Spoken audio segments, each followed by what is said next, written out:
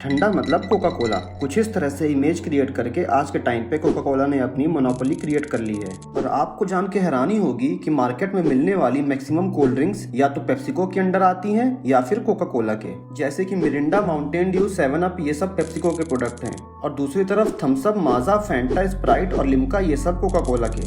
लेकिन इंडिया में एक समय ऐसा भी था जब ये पेप्सी और कोका कोला कैंपा कोला के सामने कुछ भी नहीं थे।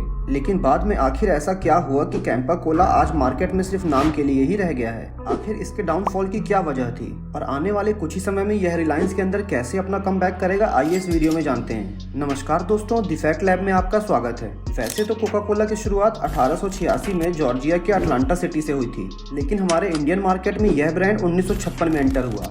शुरुआती कुछ साल कोका कोला के लिए बहुत ही सुनहरे साबित हुए थे, क्योंकि इंडियन मार्केट में इसने बहुत ही ज्यादा सक्सेस अचीव की और खूब पैसे बनाए।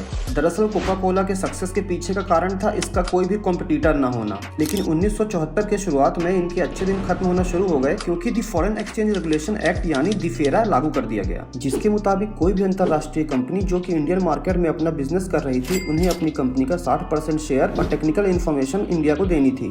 अब क्योंकि कोका कोला इंडियन मार्केट में पूरी तरह से अपने पैर फैला चुका था, इसलिए उसने यहाँ से जाने के बजाय 60% शेयर इंडिया को देने का फैसला ले लिया। लेकिन कंपनी ने अपनी सीक्रेट रेसिपी और टेक्निकल इन्फॉर्मेशन देने से मना कर दिया, और यही कारण था कि उस समय के प्रधानमंत्री मोरारजी देसाई ने 1977 में कोका कोला को देश से बाहर का रास्ता दिखा दिया। अब कोका कोला के इंडिया से बाहर जाने के बाद भारत में एक ऐसी कंपनी थी जो कि बंद होने के कगार पे आ गई थी, और इसका नाम था प्योर ड्रिंक्स। इस कंपनी ने शुरुआत से लेकर आखिरी तक कोका कोला के लिए बॉटल मैन्युफैक्चर करना और साथ ही मार्केटिंग, सेल्स और एडवर्टाइजमेंट करने का काम किया। और यही कारण था कि प्योर ड्रिंक्स के मालिक चरणजीत सिंह सरकार के इस फैसले से नाखुश थे, क्योंकि बात थी 2800 एम्प्लॉयज की नौकरी, रोजी रोटी और कंपनी बचाने की। उसी समय चरणजीत सिंह ने देखा कि भारत के लोग कोका कोला पीने के आदी हो चुके हैं, इसलिए उन्होंने 1977 में एक इंडियन सॉफ्ट ड्रिंक को लॉन्च किया, और यहीं से शुरुआत हुई हमारी स्वदेशी कोल्ड ड्रिंक कैंपा कोला की। और यह सॉफ्ट ड्रिंक मार्केट में आते ही पार्ले ग्रुप के थम्स अप को टक्कर देने लगी। और उसी साल 1977 में ही इंडिया की एक और कोल्ड ड्रिंक लॉन्च हुई जिसका नाम था डबल 7। लेकिन इसका टेस्ट लोगों को कुछ खास पसंद नहीं आया, जिसकी वजह से इसकी डिमांड मार्केट से चली गई।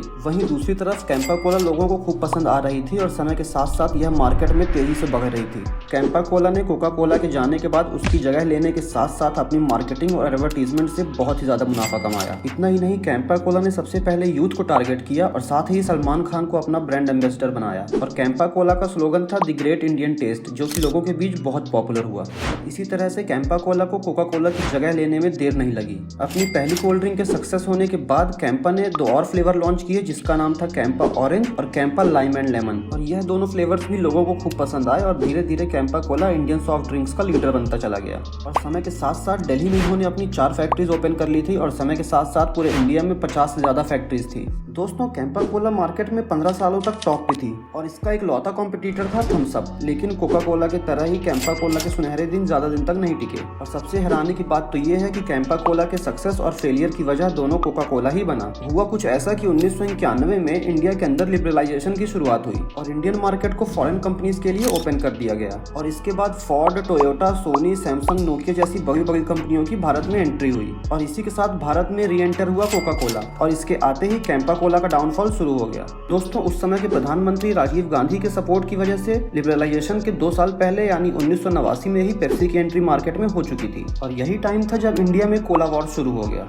दोस्तों, क्योंकि पेप्सी और कोका कोला बाहर की इंटरनेशनल कंपनीज थी, इनके पास पैसे की कोई कमी नहीं थी, और भारत में आते ही इन्होंने अपनी मार्केटिंग एंड एडवर्टीजमेंट में खूब पैसे खर्च किए। और इसका यह असर हुआ कि जल्द ही लोगों ने पेप्सी और कोका कोला को वापस से अपनाना शुरू कर दिया, और इसका इम्पैक्ट पड़ा कैंपा कोला जैसी स्वदेशी सॉफ्ट ड्रिंक की कंपनियों पर। मार्केट में इतना ज्यादा कंपटीशन बढ़ गया था कि सभी छोटी छोटी सॉफ्ट ड्रिंक की कंपनीज बंद होने लग गई, और बाकी इस कंपनी की तरह कैंपा कोला को भी 2001 में अपना दिल्ली बेस्ड प्लांट बंद करना पड़ा। और आगे चल के 2009 तक यह सिर्फ हरियाणा तक ही सीमित रह गई। हरियाणा में आज भी बहुत कम क्वांटिटी में इसका प्रोडक्शन किया जाता है। लेकिन खुशी की बात तो यह है कि आगे आने वाले कुछ समय में आप अपनी नजदीकी दुकानों में कैंपा कोला को फिर से देखेंगे। कैंपा कोला इस बार मार्केट को फिर से डोमिनेट करने के लिए फुल प्रूफ प्लान के साथ वापस आ रहा है, वो भी रिलायंस जैसे जायंट की लीडरशिप में। दरअसल कुछ ही दिन पहले रिलायंस ने कैंपा कोला को प्योर ड्रिंक्स कंपनी से 22 करोड़ रुपए में खरीद लिया है। लेकिन लोगों के मन में अभी भी यह सवाल है कि रिलायंस द्वारा कैंपा कोला जैसी डूबी हुई कंपनी को क्यों खरीदा गया। अब इसे समझने के लिए हमें रिलायंस इंडस्ट्रीज की 45th एनुअल मीटिंग को देखना होगा।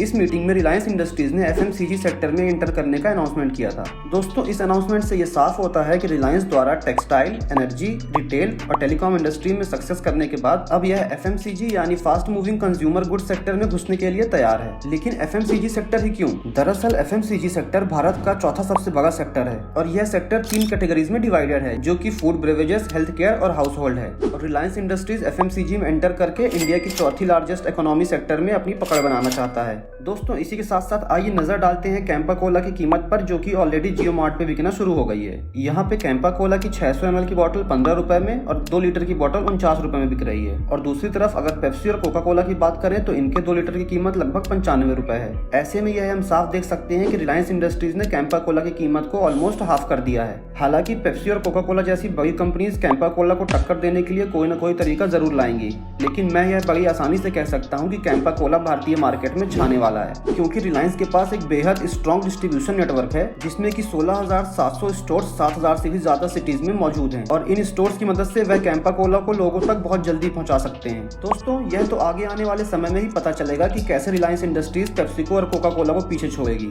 लेकिन भारतीय होने के कारण हम यह जरूर चाहेंगे कि कैंपा कोला वापस से मार्केट में राज करे। दोस्तों, कैंपा कोला और रिलायंस इंडस्ट्रीज को लेकर आपके क्या विचार हैं, नीचे कमेंट करके जरूर बताइएगा। और अगर आपको यह वीडियो अच्छा लगा तो वीडियो को लाइक करके हमारे चैनल को तुरंत सब्सक्राइब करें।